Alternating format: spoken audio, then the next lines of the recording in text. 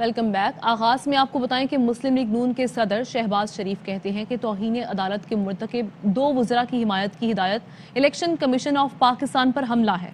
ऐसे वक्त में जबकि मुल्की दाखिली और खारजी मसाइल में घिरा हुआ है, इमरान खान इलेक्शन कमीशन को निशाना बना रहे हैं। धोंस और हरासा करके इदारों को झुकाने की इजाजत नहीं दी जा सकती। सदर मुमलिकत रवां हफ्ते नए चेयरमैन नैब की तैनाती पर मशावरत शुरू करेंगे। जराये का कहना है कि सदर पहले वज़ीर आज़म से चेयरमैन नैब के लिए नाम तलब करेंगे। वज़ीर आज़म की जानिब से मौसूल होने वाले नाम अपोजिशन लीडर को भेजे जाएंगे।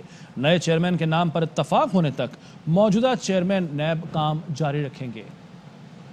हसन अयूब से मजीद जानते हैं। जी हसन अयूब, आगाह कीजिए। जी बिल्कुल, जैसे आपने अभी कहा है कि स्टॉप गैप अरेंजमेंट के तहत जो मौजूदा चेयरमैन नैब हैं वो अपना काम जारी रखेंगे। ताहम नए चेयरमैन की तैनाती के लिए जो प्रोसेस है, जो कि नैब ऑर्डिनेंस में तरमीम करने के बाद 6 अक्टूबर से नाफिजुल अमल है, उसके तहत अब सदर मुमलिकत इस मुशावरत का आगाज करने जा रहे हैं। सदर मुमलिकत पहले मरले में वज़ीर आज़म पाकिस्तान इमरान खान को एक खत तहरीर करेंगे जिसमें उनसे जो नए चेयरमैन के लिए नाम जो है वो तलब किए जाएंगे। जब वो नाम मौसूल होंगे सदर मुमलिकत को, तो उसके बाद वही नाम वो शेयर करेंगे कायदे हिज़्ब इख्तिलाफ जो कौमी असम्बली में है शहबाज शरीफ के साथ। और उसके बाद अगर रजामंदी हो जाती है तो फिर किसी नाम पर इत्तेफाक होने पर नए चेयरमैन उनको तैनात कर दिया जाएगा। और अगर इत्तेफाक नहीं होता तो शायद एक मरतबा मामला जो है वो फिर पार्लिमानी कमेटी को भिजवाया जा सकता है। जी बहुत शुक्रिया हसन अयूब। खबर यह है कि वज़ीर आज़म इमरान खान का कौम से खिताब शाम 5 बजे नशर किया जाएगा। वज़ीर आज़म गरीब अवाम के लिए रिलीफ पैकेज का ऐलान करेंगे। वज़ीर आज़म इमरान खान अहम कौमी मामलात पर भी बात करेंगे। वफाकी वज़ीर इत्तलात और नशरियात फवाद चौधरी कहते हैं, अवाम की तकालीफ का तदारुक वज़ीर आज़म की पहली तरजीह है। वज़ीर आज़म अवाम को रिलीफ फराहम करने के लिए हर हद तक जाएंगे। कौम से खिताब में मुल्की तारीख के बड़े अवामी रिलीफ पैकेज का ऐलान करेंगे। रिलीफ पैकेज अवाम की मुश्किलात में कमी लाएगा। रिलीफ पैकेज अवाम की जिंदगियों को आसान बनाएगा। इसके अलावा उनकी जानिब से कहा गया कि आसानियां पैदा करने के लिए ये रिलीफ पैकेज संगे मील साबित होगा। वफाकी वजीर मुराद सईद का कहना है कि आलमी वबा में पूरी दुनिया की मईशत पर असर पड़ा, रोजगार मुतासिर हुआ। इमरान खान ने 1 करोड़ 20 लाख खानदानों को रिलीफ पैकेज देकर बड़े बहरान से बचाया। पूरी दुनिया महंगाई की लपेट में आ चुकी है। आवाम पर बोझ कम करने के लिए वजीर आजम आज बड़े रिलीफ पैकेज का ऐलान करेंगे।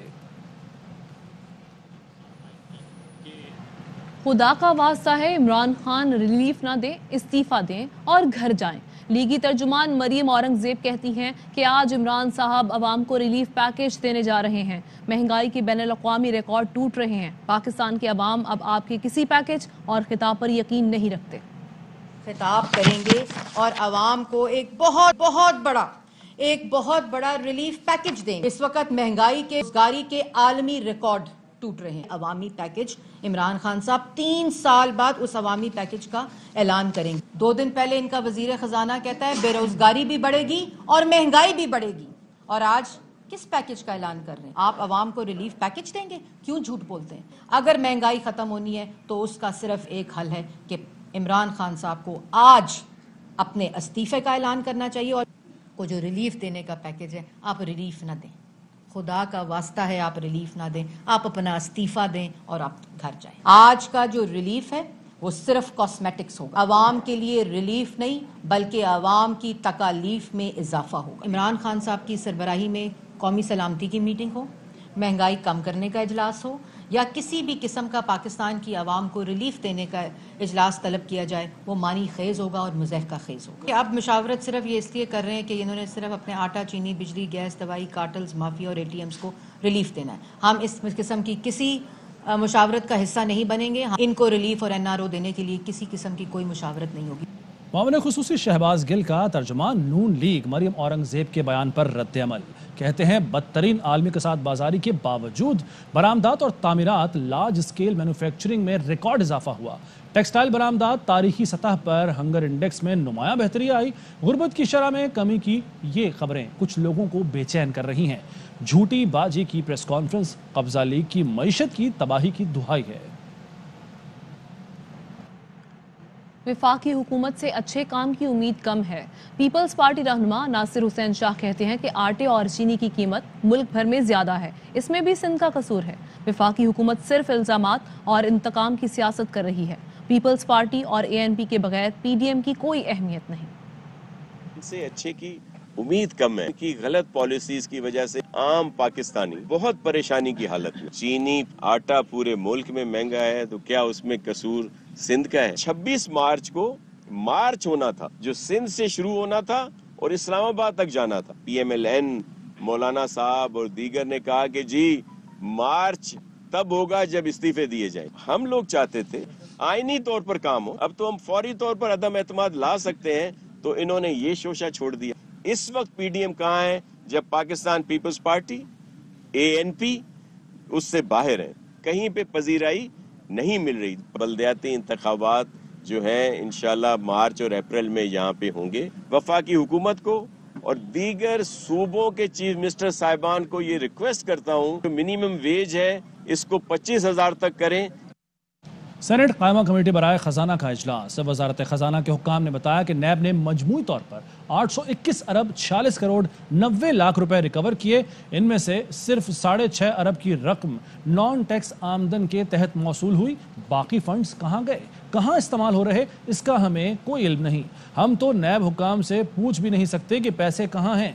कमेटी ने कहा इतनी बड़ी रकम का रिकॉर्ड वजारत खजाना और मुल्क में किसी के पास नहीं है। कमेटी ने ऑडिटर जनरल ऑफ पाकिस्तान और नैब के ऑडिटर को खत लिखकर आइंदा इजलास में तलब कर लिया। चेयरमैन कमेटी ने कहा कि नैब की जानिब से रिकवर की गई रकम का ऑडिट भी कराया जाएगा। वज़ीर आला पंजाब उस्मान बुज़दार और वफाकी वज़ीर दाखिला शेख रशीद की मुलाकात में सियासी सूरत हाल और अमन आमा पर तबादला ख्याल किया गया। उस्मान बुज़दार ने कहा कि मामले का अफ़हाम व तफ़हीम से हल होना पाकिस्तान की जीत है। पाकिस्तान के लिए सब ने इज्तिमाई बसीरत का मुजाहरा किया। पीटीआई हुकूमत सबसे पहले पाकिस्तान के मफादात को तरजीह देती है। शेख रशीद ने कहा वज़ीर आज़म ने हिकमत अमली से मामले को बेहतर अंदाज से सुलझाया। पंजाब समेत मुल्क में अमन आमा की सूरत हाल इत्मीनान बख्श है।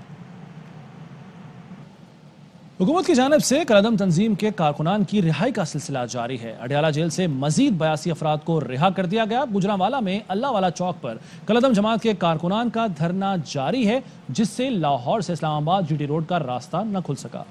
सादुकी में पुलिस एहलकारों पर हमला करने वाले सिर्फ 25 अफराद को गिरफ्तार किया जा सका, जबकि थाना सदर में 48 मालूम और 7,000 नामालूम अफराद के खिलाफ मुकदमा दर्ज किया गया था।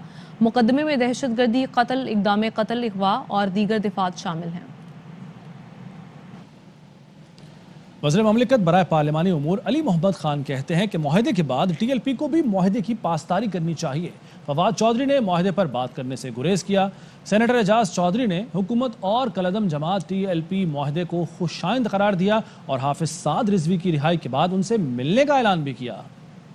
मुश्तइल अफराद के तशद्दुद से शहीद पुलिस एहलकार गुलाम रसूल के बच्चे स्कूल के कसूर में दाखिल। डीपीओ गुलाम रसूल शहीद के बच्चों को खुद गाड़ी में स्कूल छोड़कर आए। बतौर प्रोटोकॉल बच्चों के साथ पुलिस की भारी नफरी साथ आई। बच्चों पर पुलिस मुलाजमीन, स्कूल इंतजामिया ने फूलों की पत्तियां निछावर की। डीपीओ इमरान ने शहीद गुलाम रसूल की बेटी से स्कूल में दाखिले का वादा किया था।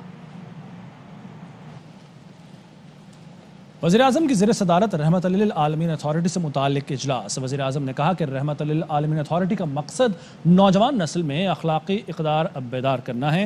हमें मुस्बत तब्दीलियों के लिए नबी करीम सल्लल्लाहु अलैहि वसल्लम की शानदार रिवायात पर अमल करके नौजवानों को गैर अखलाक़ी अजनबी सकाफ़त के हमले से बचाना होगा। इंटरनेट के ज़रिए नौजवानों की हर तरह के गैर अखलाक़ी मवाद तक रसाई है। तहकीक की जाए किस तरह टेक सेवी नौजवानों की किरदार साजी को यकीनी बनाया जा सकता है। वज़ीर आज़म ने सीरत तैयबा की रोशनी में निसाब में तब्दीलियों मुतारिफ करवाने पर जोर दिया।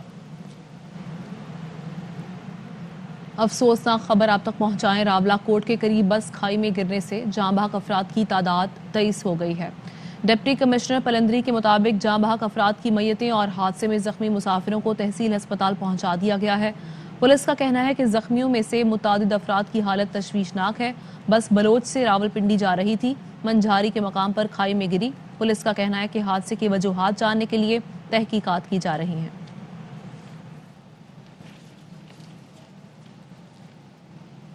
एफआईए साइबर हुक्काम इस वक्त प्रेस कॉन्फ्रेंस कर रहे हैं, आपको बराह रास्त दिखाते हैं। उनको पकड़ने गए तो वहां भी अंदाजा हुआ कि मोस्टली केसेस में इलीगल सिम्स का इस्तेमाल ही किया गया है। जिनको हम पकड़ने गए उनको इस क्राइम का अंदाजा था ही नहीं क्या हो रहा है। जिन लोगों ने किया वो कहीं और से इसको एक्टिवेट कर रहे थे, रन कर रहे थे। तो इसके अलावा जो चीज़ है ये लोग इन सिम्स को जो मोबाइल वॉलेट अकाउंट्स होते हैं उनको भी एक्टिवेट करने में यूज़ करते थे। उसमें भी दो इनके मोटिव्स थे।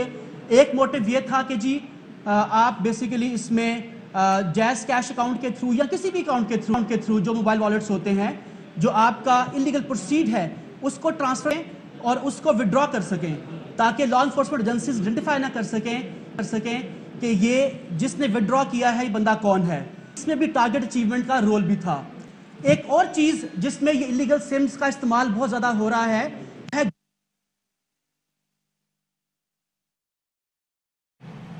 आगे बढ़े, आपको बताएं कि मारगला की पहाड़ों पर होटल और रेस्ट हाउस बन गए। दरख्त काटकर नेशनल पार्क में तामीरात की जा रही हैं। पेशावर तो पूरा ही उजड़ा हुआ है। सुप्रीम कोर्ट का खैबर पख्तूनख्वा हुकूमत पर इजहार बरहमी। रिमार्क्स ये कि महकमा जंगलात का टिम्बर का कारोबार चल रहा है। महकमा जंगलात के हुकाम ने बताया कि खैबर पख्तूनख्वा में 19 करोड़ दरख्त लग चुके हैं। जस्टिस एजाजुल एहसन ने इस्तफसार किया कि दरख्तों के लिए पौधे कहाँ से लिए, जिस पर महकमा जंगलात के हुकाम ने बताया कि जमीन पर बीज फेंक कर दरख्त उगाए जाते हैं। अदालत ने रिमार्क्स किए कि पूरे मुल्क की तरह बीज भी अल्लाह के ही हवाले हैं। 10 बिलियन सोनामी मंसूबे का रिकॉर्ड मांगने की वजह यही थी कि देखा जाए कि दरख्त कागजों में तो नहीं लगे। सेक्रेटरी जंगलात सिंध ने अदालत को बताया कि सिंध में 57 करोड़ दरख्त लगाए जा चुके हैं। कौमी असम्बली का इजलास जुमे की सुबह 10:30 बजे तलब कर लिया गया। मुशीर पार्लिमानी उमूर बाबर अवान कहते हैं कि पार्लियामेंट के मुश्तरका इजलास के हवाले से एजेंडा रखेंगे। मुश्तरका इजलास बुलाने का फैसला अगले 10 रोज में करेंगे, जिसमें पाकिस्तान की तारीखी कानून साजी को फाइनल करेंगे। सेशन बुलाने का पार्लियामेंट के फैसला किया है। सबसे सेशन परसों होगा कौमी असम्बली का इजलास। कुछ पेंडिंग एजेंडा ऐसा है जो हमने पेश करना है ज्वाइंट सेशन में पार्लियामेंट के, वो रखा जाएगा। अगले 10 दिन के अंदर हम डेट तय कर लेंगे। ज्वाइंट सेशन में पाकिस्तान की तारीखी लेजिस्लेशन जो है उसको हम फाइनल करेंगे। आई वोटिंग का बिल है और इलेक्ट्रॉनिक वोटिंग मशीन्स का बिल है और जनरल रिफॉर्म्स हैं इलेक्शन में, प्री इलेक्शन, इलेक्शन डे और post election. International court of justice का उसको हम लेके जा रहे हैं। कराची पोर्ट ट्रस्ट उसको हम लेके जा रहे हैं। उसके साथ ही इस्लामाबाद रेंट रिस्ट्रिक्शन का जो कानून है, कानून करारदारी, उसको भी हम लेके जा रहे हैं। ऑपोजिशन को एक दफा फिर दावत है हुकूमत की तरफ से कि आप इसमें अपना कोई इनपुट डालें। इलेक्टरल रिफॉर्म्स के बाद जो जुडिशियल रिफॉर्म्स हैं और लॉ रिफॉर्म्स हैं उसके लिए भी हमें ताउन चाहिए। मगरबी बॉर्डर पे सूरत हाल पैदा हुई और सिक्योरिटी की जो सूरत हाल है उसके ऊपर हम ब्रीफिंग करवा रहे हैं और वो ब्रीफिंग भी इंशाअल्लाह अजीज मंडे को या उससे एक दिन पहले या बाद में वो हो सकती है। एहतसाब अदालत में आसिफ अली जरदारी के खिलाफ जाली अकाउंट्स केसेस की समाअत। आसिफ जरदारी मजीद रेफरेंसेस में बरियत की इस्तदा कर दी। आसिफ जरदारी ने दूसरे नैब तरमीमी ऑर्डिनेंस की बुनियाद पर पाक लेन, मेगा मनी लॉन्ड्रिंग और ठट्ठा वाटर सप्लाई रेफरेंसेस में बरियत की इस्तदा की। अदालत ने आसिफ अली जरदारी की दरखास्तों पर नैब को नोटिस जारी करते हुए जवाब तलब कर लिया। नैब का कहना है कि तीसरे नैब तरमीमी ऑर्डिनेंस का गजट नोटिफिकेशन मौसूल नहीं हुआ। 8 अरब की मशकूक ट्रांजैक्शन केस में इस्लामाबाद हाई कोर्ट ने हुक्म इम्तना दे रखा है। बुलेटिन में शामिल करेंगे कुछ मजीद खबरें एक ब्रेक के बाद।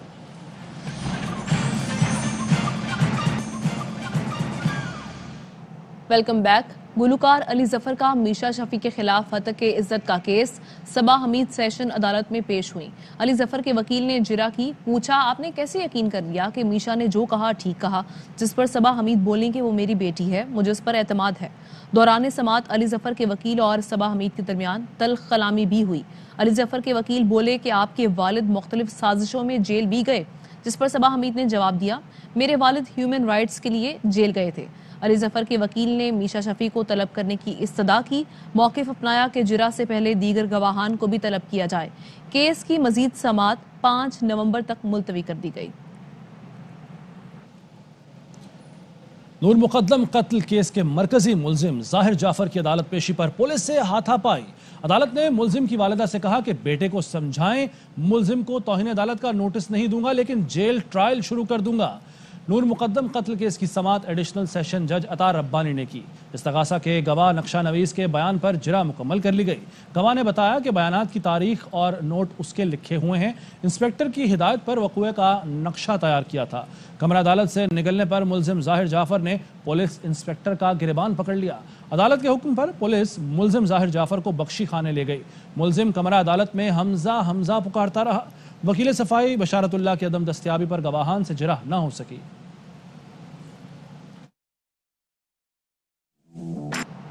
T20 वर्ल्ड कप में कौमी टीम की कारकर्दगी की बात करें तो 1-2 नहीं लगातार 4 मैचेस में फतह। कौमी क्रिकेट टीम को T20 वर्ल्ड कप में शानदार कारकर्दगी का सिला मिल गया। पाकिस्तान टूर्नामेंट के सेमीफाइनल में पहुंचने वाली पहली टीम बन गई। नमीबिया के खिलाफ 79 रन की शानदार इनिंग्स पर Mohammad Rizwan player of the match करार पाए। रिजवान कहते हैं कि शुरू में कंडीशंस बहुत मुश्किल थी। नमीबिया के बॉलर्स ने अच्छी बॉलिंग की। कौम से अपील है कि दुआएं जारी रखें। बहुत मुश्किल था, ट्रिकी कंडीशन थी, समझ नहीं आ रही थी। जब हमने प्रॉपर गेम भी खेला तो मुश्किल था, जब हिटिंग पे आए तो भी मुश्किल था। तो वापस एकदम प्लान यही किया कि हम थोड़ा सा लंबा लेके चले जाते हैं और फिर एक हैंडबिन पे अटैक करेंगे। मैं क्रेडिट यहाँ पे उनकी टीम की बॉलर्स को दूंगा, जिस तरह उन लोगों ने शुरू में बॉलिंग की है, एक ही जगह पे करते रहे। हफीज भाई ने बताया था कि जब आपके शॉट नहीं लग रहे तो इसका मतलब ये होता है कि आपका टाइम आता है। उस एंड में ये प्लान था मेरा कि आखिरी ओवर है और मैंने इसको इंशाल्लाह लूटना है। हमारी पूरी टीम काफी जेल है और कहाँ पे जो हमें जरूरत होती है हमारे बॉलर्स बहुत अल्हम्दुलिल्लाह तगड़े बॉलिंग कर रहे हैं। सारे बॉक्सेस टिक हो गए। बस पूरी कौम से रिक्वेस्ट है कि दुआओं में याद रखें। और T20 रैंकिंग में नंबर 1 बनने के बाद बाबर आजम कहते हैं कि मेरे लिए फख्र की बात है। मेहनत की इसलिए वापस पहली पोजीशन पर आया हूं। कोशिश करूंगा इसी तरह टीम के लिए परफॉर्म करता रहूं। और साबिक कप्तान वसीम अकरम ने बाबर आजम के नंबर 1 बनने पर खुशी का इजहार किया है।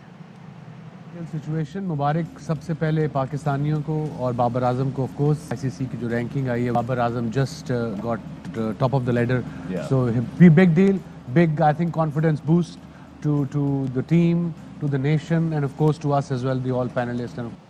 कुछ मजीद खबरें एक ब्रेक के बाद। अहम तरीन खबरें अब एक क्लिक की दूरी पर।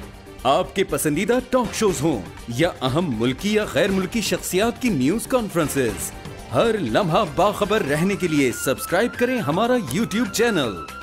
मौसम की सूरत हाल हो या खेल के मैदान से खबरें, अपने मोबाइल फोन से मुल्की और बैनुल-अक़वामी अहम खबरों तक रसाई के लिए डाउनलोड कीजिए मोबाइल ऐप। बावसूख ज़राए से मुसद्दिका खबरों, तज्ज़ियों और तबसरों से मुस्तफीद होने के लिए विजिट कीजिए पाकिस्तान की सबसे बड़ी न्यूज वेबसाइट www.arYnews.tv। इन सब के अलावा पाकिस्तान का सबसे बड़ा फेसबुक पेज हो, सबसे बड़ा न्यूज इंस्टाग्राम अकाउंट या फिर ट्विटर, ARY न्यूज पहुंचा रहा है खबरें सबसे पहले आप तक, ताकि आप रहें हर लम्हा बाखबर।